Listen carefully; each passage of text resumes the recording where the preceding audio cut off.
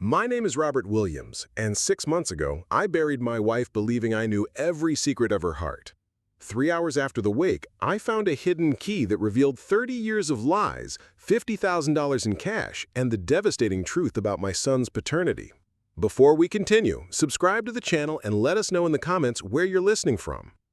The sound of the earth hitting the coffin still echoed in my head when I found the key hidden behind the painting of our honeymoon.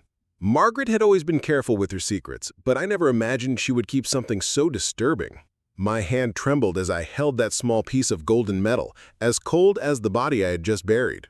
The wake had ended only 2 hours ago, and Daniel, my 28-year-old son, was still crying in his room. I should have been comforting him, but there I was, rummaging through my late wife's belongings like a burglar in his own home. Guilt gnawed at me, but curiosity overcame any remorse. The envelope pinned to the back of the painting bore my name in Margaret's delicate handwriting, the handwriting I'd known for 32 years of marriage. Inside was a simple note. "Robert, if you're reading this, it's because I'm no longer here. The key opens a safe deposit box at the Central Bank at 247 Oak Street. Don't tell Daniel until you're ready for the truth." My heart raced and cold sweat broke out down my back. Margaret had never mentioned a safe deposit box, never spoken of secrets or hidden truths. For 3 decades, I thought I knew every inch of that woman's soul. Apparently, I was completely mistaken about who she really was. The scent of wilted flowers still permeated the living room, a cruel reminder of the wake that had just passed. Hundreds of people came to say goodbye to Margaret, neighbors, coworkers, distant family, all speaking of what a kind and upright woman she was. If they knew what I had just discovered, would they still say the same thing? I slipped the key into the pocket of the black pants I had worn to the funeral, feeling its weight far greater than it should have. It was as if that small object carried all the secrets my wife had taken to the grave. With each passing second, anxiety grew within my chest like a ravenous beast. Daniel came down the stairs at that moment, his eyes red and puffy from crying, his black tie still tied loosely around his neck. "Dad, are you okay? You look like you've seen a ghost." If he'd known how close his words were to reality, he might not have asked that question. I forced a smile and placed my hand on his shoulder, feeling how he was still shaking with sadness.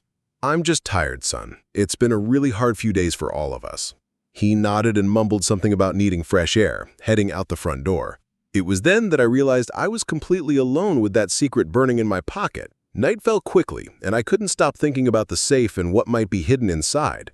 Margaret had always managed the household finances with an almost obsessive dedication, checking every penny, organizing every receipt, planning every expense with the precision of a professional accountant. I never questioned her methods, never doubted her financial decisions, never suspected there might be money hidden away from my eyes. But now, with that key burning in my pocket like a piece of hot coal, I began to question everything. How many other secrets had Margaret kept from me during all these years of marriage? The clock on the wall read 11:45 when I finally made the decision to go to the bank the next morning. Daniel had gone upstairs to bed hours ago, exhausted from grief and the pain of loss, completely oblivious to the whirlwind of emotions gripping its father. I walked to the living room window and looked out at the empty street, lit only by the yellowish streetlights that cast dancing shadows on the asphalt. The early morning silence was broken only by the distant sound of cars passing on the main avenue. Something told me that after opening that safe, my life would never be the same. The last thing I saw before going up to my room was the wedding portrait hanging on the staircase wall. Margaret smiling in that white dress she loved so much, me beside her in the rented tuxedo, and a genuine smile of happiness. In that photo, we were just two young lovers starting a life together, without secrets, without lies, without hidden safes full of mysteries. Now, looking at that image after discovering the key, I wondered if I had ever truly met the woman I'd shared my bed with for over 30 decades. Would what I would discover in the bank the next morning forever change the way I viewed our love story? The alarm went off at 6 in the morning, but I'd already been awake for hours, tossing and turning in the empty bed that still smelled of Margaret's perfume. The key had been on the nightstand all night, and I watched it like a venomous snake ready to strike. Every time I closed my eyes, I saw my wife's face, that sweet smile that hid God knows how many secrets behind the lips I'd kissed 1,000 times. Breakfast slipped by unnoticed, my stomach too churned to accept any food.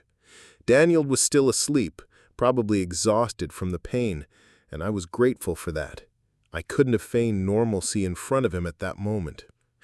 The Oak Street Central Bank was only a 15-minute drive from my house, but the drive felt like it took forever. My palm was sweating so much it slipped on the steering wheel, and I had to stop twice along the way to take deep breaths and try to control the nerves that were bouncing like live wires. The streets were bustling with morning traffic, people heading to work, children heading to school, normal life going on as my world silently crumbled. By the time I finally parked in front of the bank's red brick building, my shirt was already soaked in cold sweat. The betrayal I felt growing in my chest was directed not only at Margaret, but also at myself for suspecting the woman I'd loved all my life. The bank manager, a balding, middle-aged man named Mr. Patterson, greeted me with formal condolences and led me down to the vault area in the basement. "I'm so sorry for the loss of Mrs. Margaret, Mr. Williams. She was a very special customer here at the bank." His words sounded hollow, but I just nodded politely as we made our way through the cold, well-lit corridors. The smell of metal and old paper permeated the air, mixed with the aroma of industrial cleaning that made my eyes water. By the time we reached vault number 247, my hands were shaking so badly I could barely insert the key into the lock. Patterson discreetly stepped aside, giving me privacy to face the demons my wife had left behind.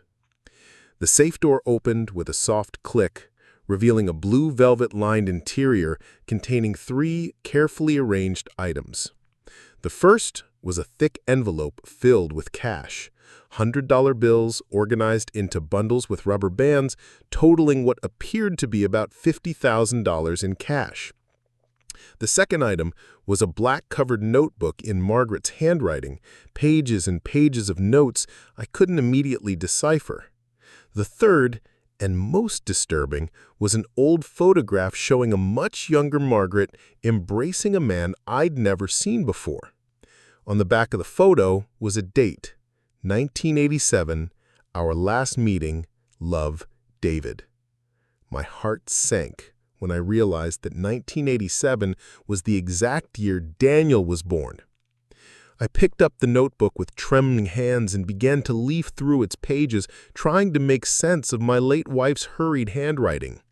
They were records of meetings, dates, times, places, all coded in a way that suggested much more than simple work commitments. On one page, I found a note that chilled my blood. "Robert must never know about David. If anything happens to me, the money is to ensure Daniel has a future, even if the truth comes out." My legs gave out, and I had to lean against the cold basement wall to keep from fainting. The vengeance I felt growing in my chest wasn't against Margaret, but against myself for having been so blind all these years. The money in the safe wasn't just a secret savings account. It was a form of emotional theft that Margaret had perpetrated on me for decades. Every bill represented a lie. Every wad of cash, a piece of our trust that she had systematically destroyed. I'd always worked hard as an engineer to support our family, always been honest about every penny I earned, always believed our relationship was based on complete transparency. Finding out she hid $50,000 from me was like being punched in the gut. But finding out that Daniel might not be my biological son was like having my heart ripped from my still-beating chest. I closed the safe, my hands shaking uncontrollably, and walked back to the car like a zombie, carrying the weight of a secret that could destroy not only my memory of Margaret, but also my relationship with Daniel. The sun was high in the sky, but I felt like I was walking through a winter storm, the cold penetrating to the bone and freezing my soul from within.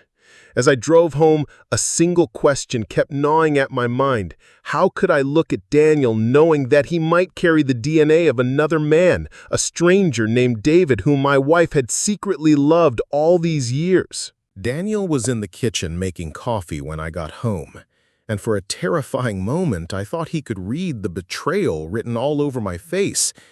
"Dad, where have you been? I woke up and you weren't here." His voice held a genuine concern that shattered my heart into even smaller pieces. There he was, my son, or maybe not my son, worrying about me while I carried secrets capable of destroying everything left of our family.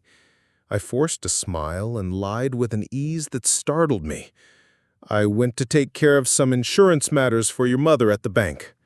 He nodded and offered me a cup of coffee, and when our hands touched for a second, I desperately searched for some physical similarity that would confirm our blood connection.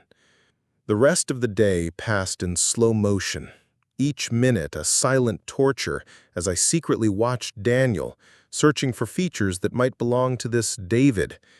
His brown eyes were the same as mine, but his height and bone structure had always been closer to Margaret's. The shape of his nose, the line of his jaw, the way he smiled, everything seemed familiar, but now I doubted every detail, questioned every characteristic I'd once considered obviously mine. Over lunch, he told funny stories from his childhood to try to lighten the heavy mood that had hung over the house since the funeral.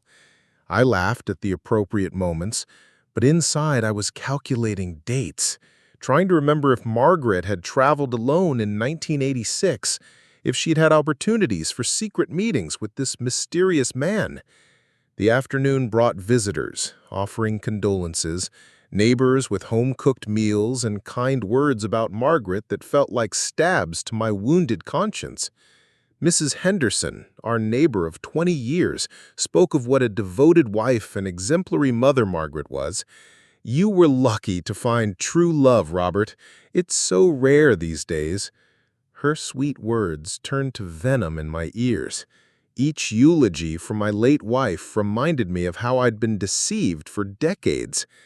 Daniel chatted politely with the visitors, thanking them for their support and sharing fond memories of his mother. Seeing his genuine grief made me feel even worse.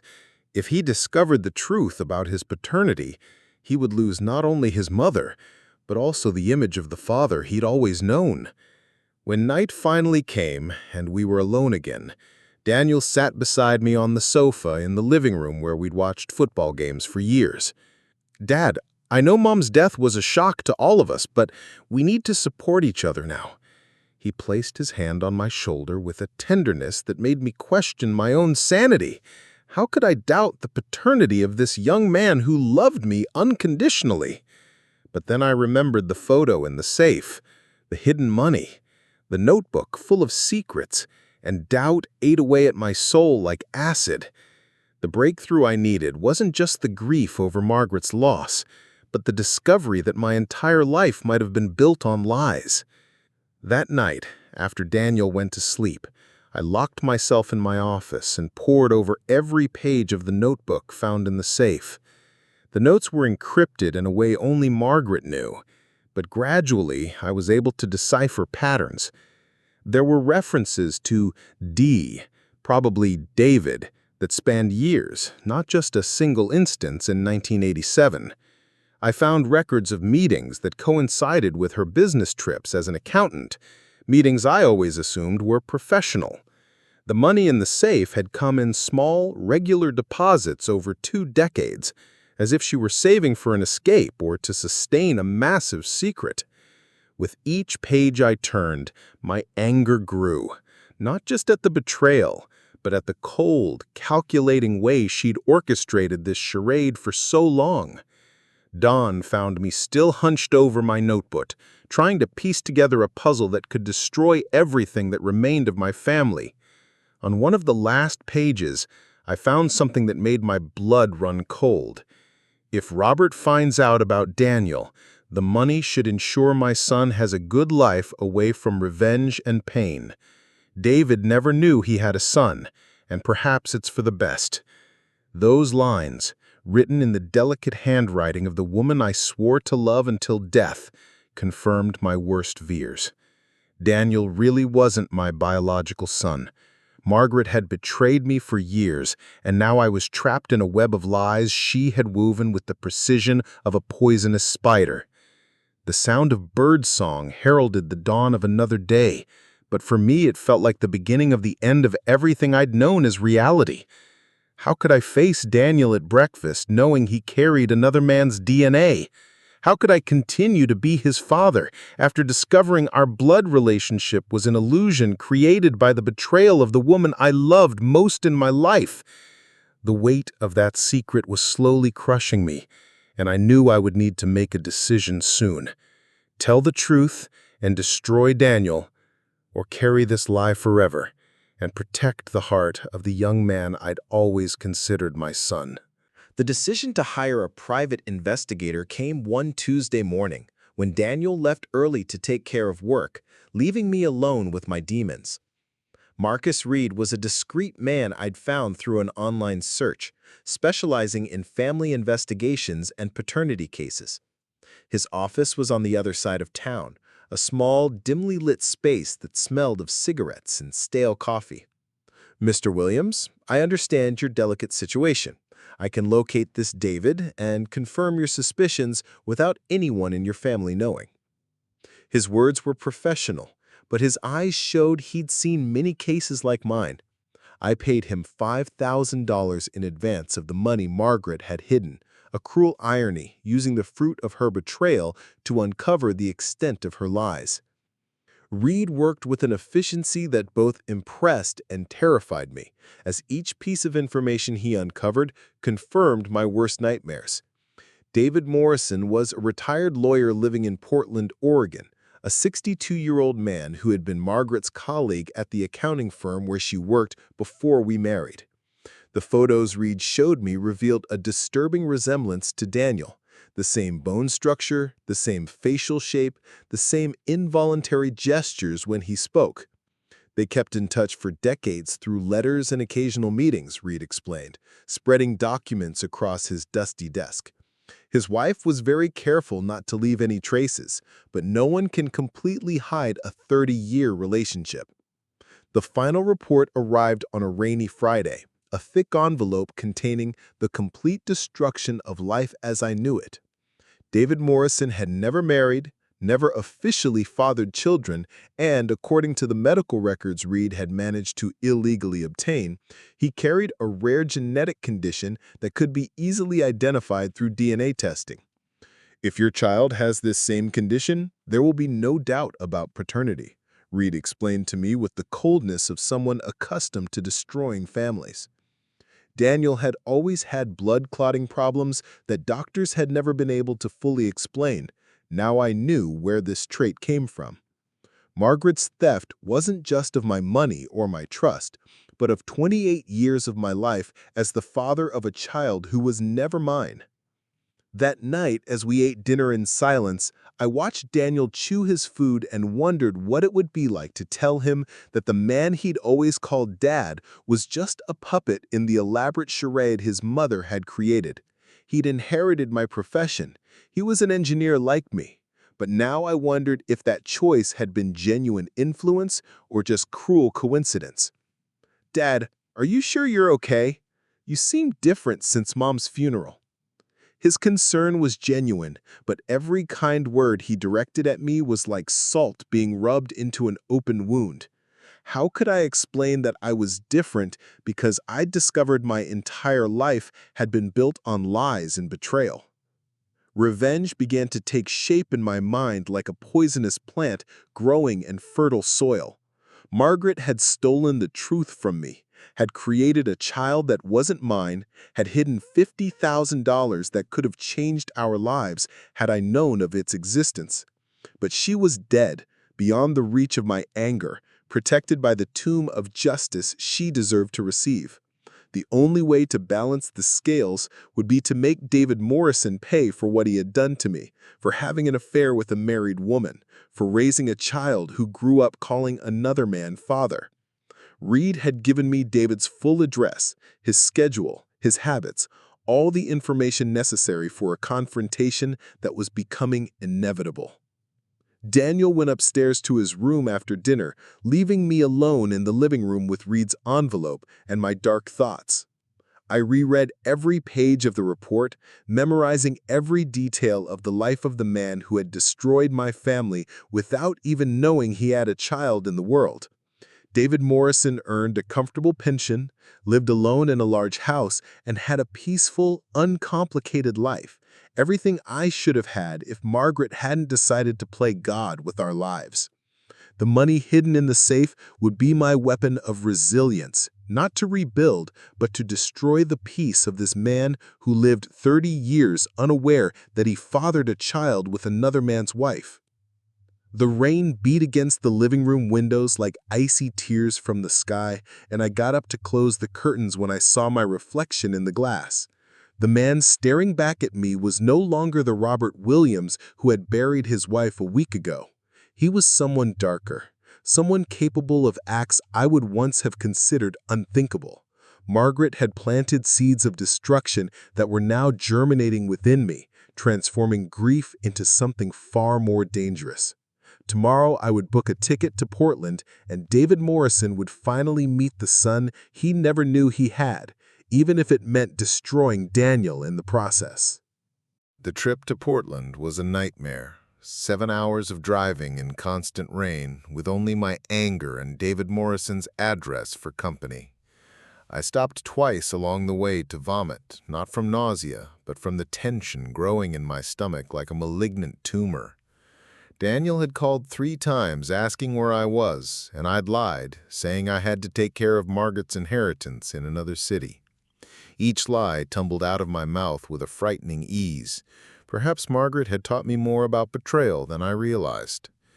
The cheap hotel where I stayed smelled of mildew and disinfectant, but I barely noticed the discomfort, focused solely on the confrontation that would take place the next day. David Morrison lived in a 2-story house in a quiet residential neighborhood with a well-kept garden and a white picket fence that looked like something out of a romantic movie. I spent the entire morning watching his movements from the rental car parked on the corner.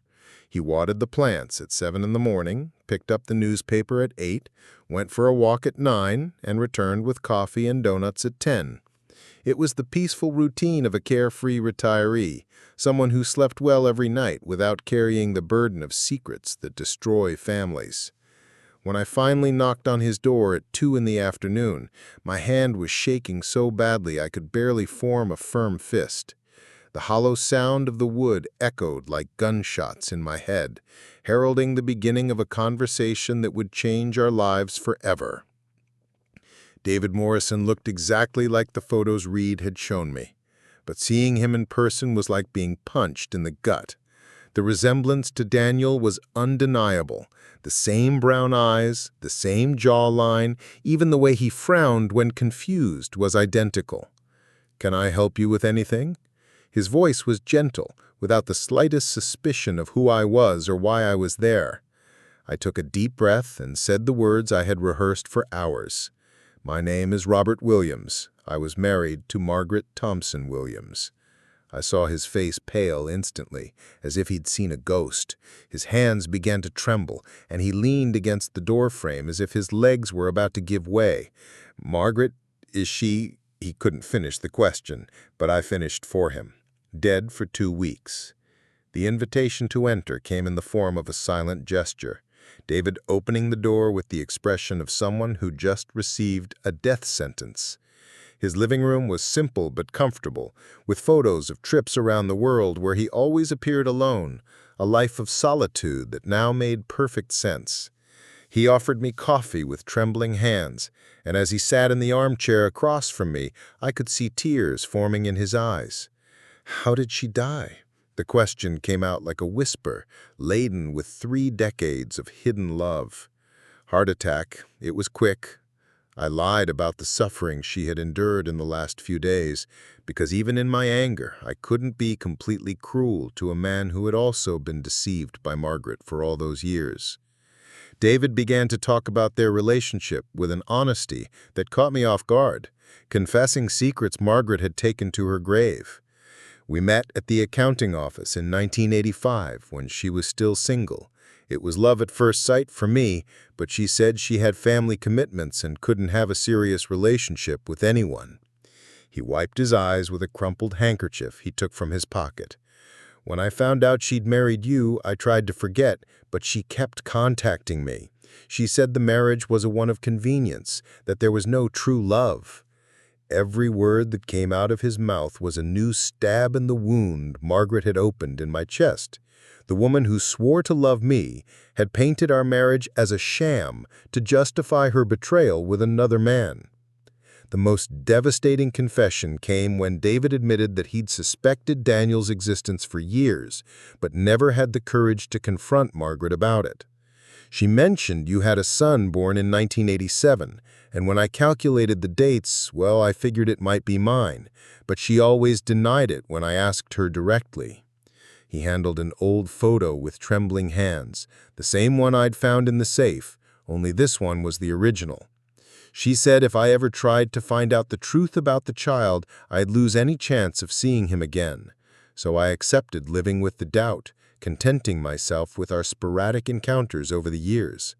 Margaret's theft wasn't just against me, but also against David. She had manipulated us like pieces on a chessboard, always maintaining absolute control over the situation. When I finally told David that I had uncovered everything through the secret vault and Reed's investigations, I saw a man completely break before my eyes. He wept like a child, mourning not only Margaret's death, but also the 28 years lost without knowing the son he had always wanted. "Does he look like me?" The question came out between sobs, filled with a fatherly love that had been stifled by decades of uncertainty.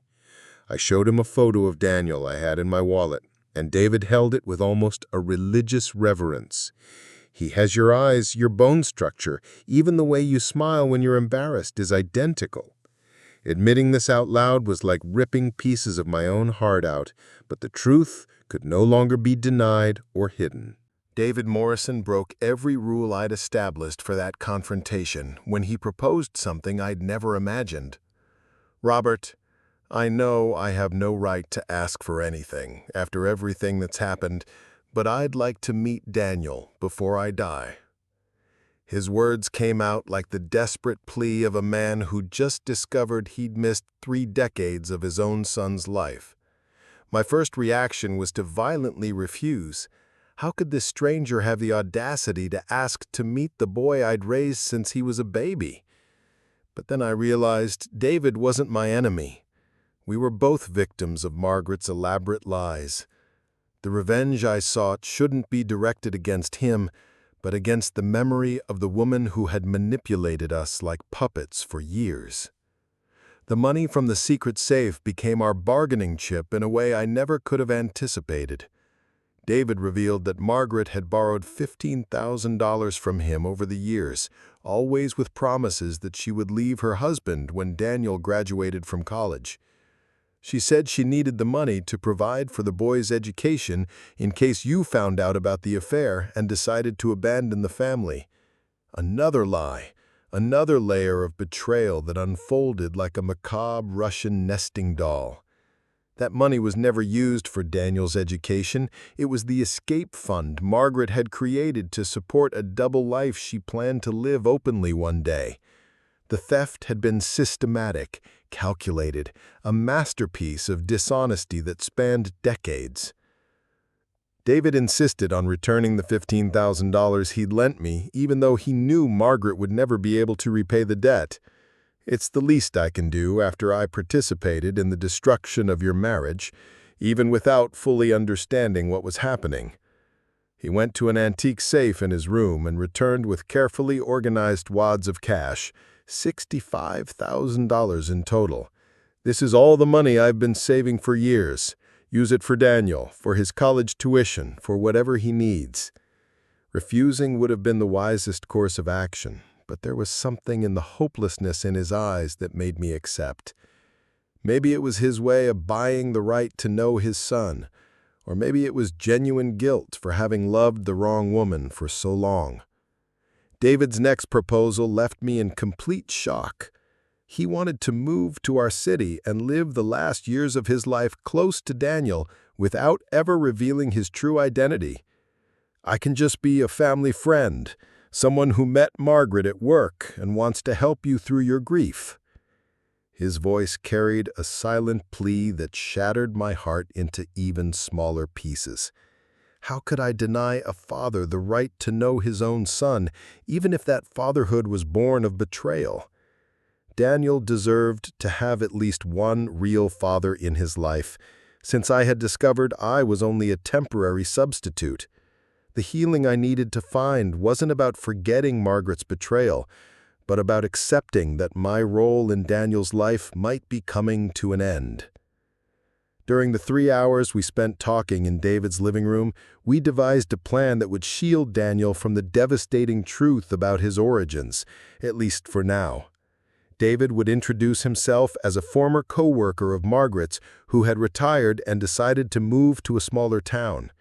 He would rent a house near ours and gradually approach the family, offering support during their grieving period. If at any point you think Daniel is ready to know the truth, we'll tell him together. Otherwise, I'll take this secret to my grave and be content to just watch him grow from afar. There was a nobility in David's proposal that made me question my own capacity for forgiveness and resilience. The drive home was different from the one going there. There was no longer blind rage burning in my chest, but instead a deep melancholy and a strange sense of relief. Margaret had died without knowing her secrets would be discovered, without seeing the destruction her lies would wreak on the lives of the men she loved. David Morrison wasn't the villain I had imagined. He was just another man broken by the manipulations of a woman who played with hearts like cards. The money in the back seat of the car represented a new chance for Daniel, regardless of who his real father was. Perhaps Margaret's betrayal had a greater purpose that neither of us could yet see. The last thought I had before arriving home was about Daniel, and how he would react when he learned he had two fathers in his life, even if only one knew his true identity.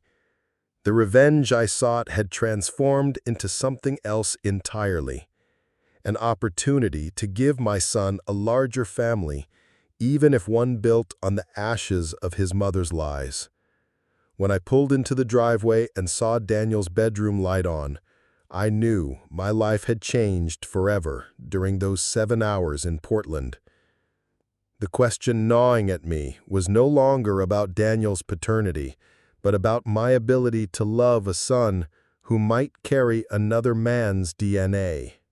Daniel was waiting in the living room when I walked in, and for the first time since the funeral, I could look at him without feeling the searing pain of doubt about our paternity. "Dad, you were gone all day. I was worried." His voice carried a genuine anxiety that made me realize how my obsessive search for the truth had distanced me from what really mattered, being a present father during the most difficult time of his life. I sat beside him on the couch where we'd watched games for years, and for the first time in weeks, I felt a hint of the old intimacy between us. "Sorry, son. I was sorting out some financial matters for your mother that were more complicated than I imagined." The lie came out naturally, but this time it didn't carry the poisonous weight of the previous discoveries. The conversation we had that night was the most honest we'd shared since the funeral, even though I was hiding the most devastating secrets. Daniel confessed that he was scared about the future, worried about how he would support his dreams of pursuing a master's degree in engineering without the financial support Margaret had always promised. "Mom always said there was money saved for my education, but we never found anything in her papers." His words gave me the perfect opening to reveal part of the truth without destroying his peace of mind. "Actually, I found some savings your mother had set aside for just that." The joy that shone in his eyes was worth all the lies I would have to carry for the rest of my life. The decision to give Daniel the combined $65,000, Margaret's money and David's contribution, was one of the easiest I've ever made. Seeing his face light up when I showed him the carefully organized wads of cash was like watching the sunrise after a long, stormy night. "Dad, this is more money than I've ever seen in my life. Mom really thought of everything." He hugged me with a force that nearly knocked me off the couch. And in that moment, I knew that regardless of DNA, Daniel would be my son forever. Margaret's emotional theft from me had become an opportunity to give him a bright future, free from the shadows of a past he hadn't even known existed. David Morrison arrived in our town 3 weeks later, renting a house 6 blocks from ours and strictly following our agreed-upon plan. He introduced himself as a former co-worker of Margaret's who had decided to retire to a smaller town and wanted to offer support to the family during their period of mourning. Daniel welcomed him with the warmth typical of his personality, never suspecting for a second that he was shaking hands with his own biological father. "It's a pleasure to meet you, Mr. Morrison. Mom talked a lot about co-workers, but I don't remember hearing your name." Daniel's white lie made me realize how Margaret had compartmentalized her double life with surgical precision. Watching David interact with Daniel became a surreal experience that oscillated between moving and excruciating. The older man demonstrated genuine interest in every aspect of the boy's life, his studies, his future plans, his hobbies and interests. Daniel responded positively to the attention, clearly lacking a father figure after my emotional absence during the weeks of devastating discoveries. "Mr. Morrison, would you like to watch the game with us on Sunday? Dad and I have had this ritual for years." The innocent invitation created a strange dynamic where two fathers watched sports with a son unaware of having two fathers in the same room. The breakthrough I sought began to take shape in those moments of forced normality. David demonstrated impressive wisdom in maintaining appropriate emotional distance, never attempting to take over my role as Daniel's father, but offering an additional masculine presence that the boy clearly appreciated. During a backyard barbecue we hosted later that month, I watched David teach Daniel how to make the special sauce he had perfected over the years.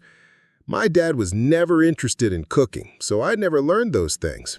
Daniel commented casually, unaware that he was hurting two men at once, me by being reminded of my failings as a father, and David by being denied recognition of biological paternity. The revenge I had planned against David turned into a silent partnership to give Daniel the best life possible. The stability we built during those first weeks was as fragile as glass, based on carefully constructed lies and half-truths that shielded Daniel from the devastating reality of his origins. Every night I went to sleep wondering how long we could maintain this charade, how long it would take Daniel to realize the physical similarities between himself and David, how long I could pretend I didn't know I was raising another man's child. Money had solved Daniel's financial problems, but it had created new emotional dilemmas that neither of us knew how to resolve. Margaret's betrayal continued to poison our lives even after her death, like a macabre gift that continued to cause pain long after it had been unwrapped. The truth burst into our lives one Saturday afternoon, 3 months after David had moved to our town, when Daniel found an old photo of his mother in the family album and recognized the man embracing her. "Dad, who is this man here with Mom? He looks just like Mr. Morrison." His words chilled my blood as he held the same photo I had discovered in the secret safe, a copy Margaret had kept at home all these years. There was no more lying, no more shielding Daniel from the reality that was written in black and white on his trembling hands. The moment I feared most had arrived, and I was not prepared to shatter my son's world with the truth about his origins. David was present when Daniel asked the fateful question, and I saw panic spread across the older man's face like fire on dry paper. "Daniel, sit down. There's something we need to talk about.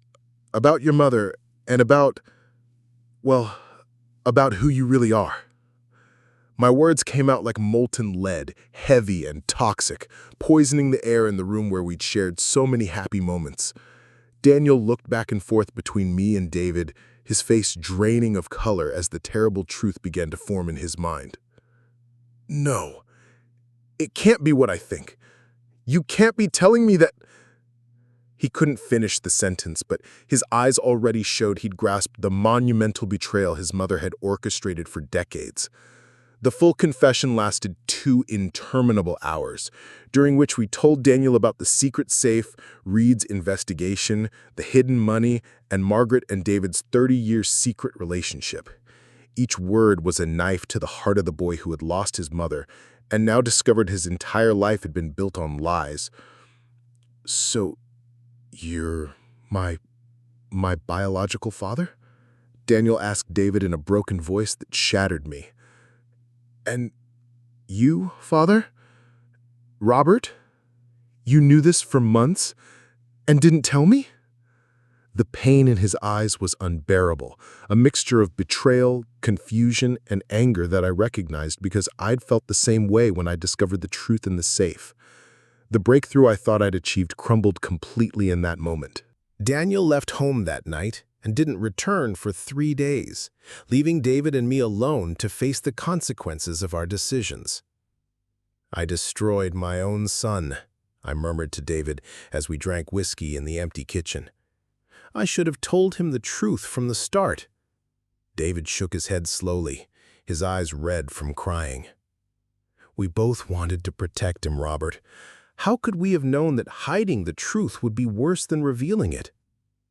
We spent those 3 days in a kind of emotional limbo. Two broken men united by the guilt of having loved the same boy in different ways. The money that had solved Daniel's financial problems now felt stained with blood, a constant reminder of how we had failed as parents. When Daniel finally returned home, he had made a decision neither of us expected. "I won't choose between you two. You are my parents. Robert raised me, David fathered me, and you both love me the way you do." His words carried a maturity that surprised and shamed me at the same time. But I need time to process all of this, to understand who I am now that I know the truth about my origins. He hugged us, first me, then David, and in that moment I realized the boy had become a man before our eyes. Margaret's betrayal had tried to destroy our family, but in some strange way, it had created a bond between 3 men who shared the same love for her, each in his own way. The most devastating theft Margaret had committed wasn't of money or trust, but of time. Years David could have spent getting to know his son. Years I could have lived without the shadow of lies. Years Daniel could have grown up knowing his true origins. But perhaps the real revenge against her manipulations was our ability to transform her lies into a new form of family, imperfect and complicated, but built on truth and genuine love. 6 months after the secret bank account was discovered, the 3 of us sat at the dinner table, Daniel between his 2 parents, talking about his plans for a master's degree, funded by the money his mother had hidden for decades. Overcoming had come not through forgetting, but through accepting that some wounds turn into scars that make us stronger. The last night before Daniel left for university, he came to my room and said something I will carry in my heart until I die. "Father Robert, blood doesn't make a family. Love makes a family. And you loved me from day one, even when you discovered I wasn't biologically yours."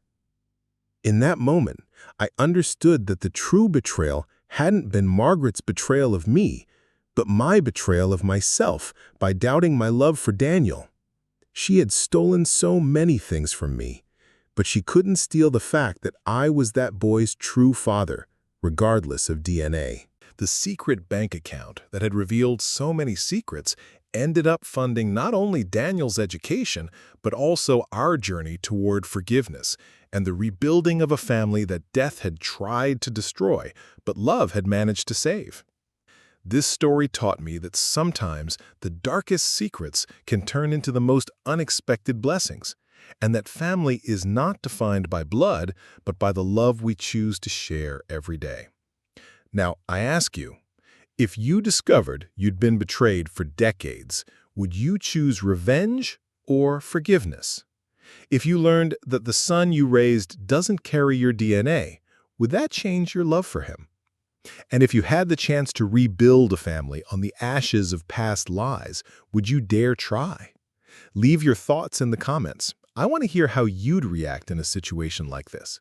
Subscribe to the channel and turn on notifications because I'll soon be bringing you more stories that will stir your emotions and make you rethink everything you know about family, betrayal, and overcoming adversity.